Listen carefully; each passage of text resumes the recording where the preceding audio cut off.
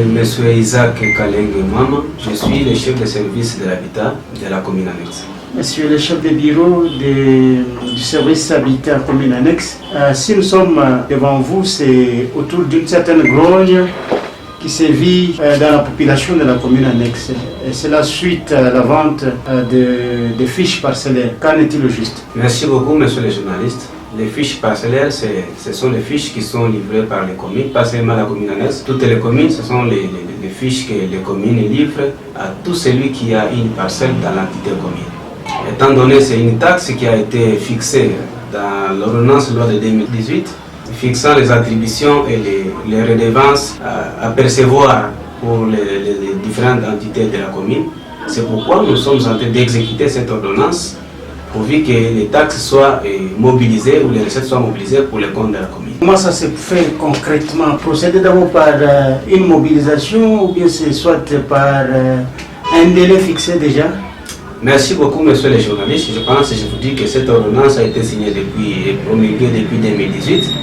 Et la période qui a suivi, c'était la période de la sensibilisation. Nous avions commencé à sensibiliser la population, pourvu que chaque population ayant une parcelle, il doit déjà prendre des précautions pour obtenir cette fiche.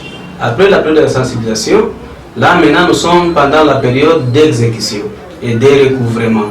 Donc nous sommes en train de recouvrer cette taxe et nous demandons à toute la population, celui qui a une parcelle, il doit passer au service de l'habitat, soit c'est au niveau du quartier, puisque nous avons implanté les antennes dans chaque quartier. Vous savez, la commune annexe, ça prend une ceinture de toutes les communes de la ville de Lumbashi.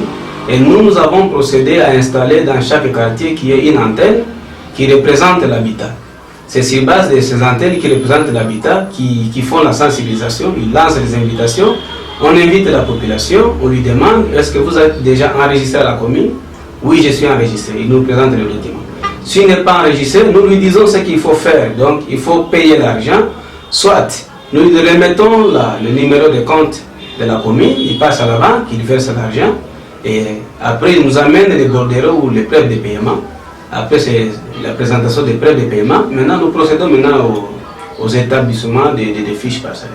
Cela revient à combien la fiche parcellaire? La fiche parcellaire revient à 100 $. Et quels sont les avantages, par exemple, celui qui vient payer cette fiche? Quand vous dites que ça peut lui procurer quel avantage, c'est-à-dire sa parcelle est enregistrée. La parcelle est reconnue par la commune, l'entité qui gère la commune. Donc vous avez une parcelle, en principe vous devez vous faire enregistrer à la commune. Vous pouvez toujours avoir même les documents du cadastre, mais vous devez nécessairement vous faire enregistrer à la commune, puisque c'est la commune qui gère l'entité. En cas de problème, même les parquets ou l'auditorat, les parquets, nous avons toujours des réquisitions pour vérifier est-ce que la parcelle a été enregistrée à la commune ou elle n'a pas été enregistrée. Si vous êtes enregistré, voilà l'avantage que la personne qui a la fiche doit nécessairement en avoir par rapport au conflit qui pénètre aujourd'hui ou demain. Quel peut être votre mot de la fin? Le dernier mot que je peux apporter à la population congolaise et particulièrement à la population lilloise, je demande à toute la population, tout celui qui se trouve dans la commune annexe, il doit faire un effort, soit de passer au bureau du quartier, si c'est trouve qu'il est loin de la commune annexe, ici à Kamalondo, il passe directement au bureau du quartier. Nous avons des antennes qui sont commises dans les quartiers. Il se renseigne, on doit lui montrer comment il faut procéder pour l'acquisition de la fiche parcellaire.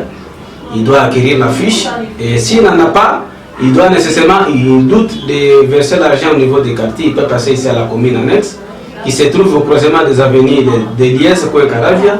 Nous sommes là, les portes sont grandement ouvertes. Il doit passer, même s'il n'a pas la totalité, il peut commencer à payer encore tout coût, il paye la partie et après il vient finaliser et directement il doit avoir sa fiche parcellaire. En dehors de la fiche parcellaire, il y a aussi la taxe sur la numérotation des maisons. Nous avons déjà lancé cette campagne. Je pense dans mon bureau, vous venez de voir, il y a un lot de plaques. Et il y a d'autres qu'on a déjà écoulé sur le terrain. Et une plaque se vend à 5 000 francs.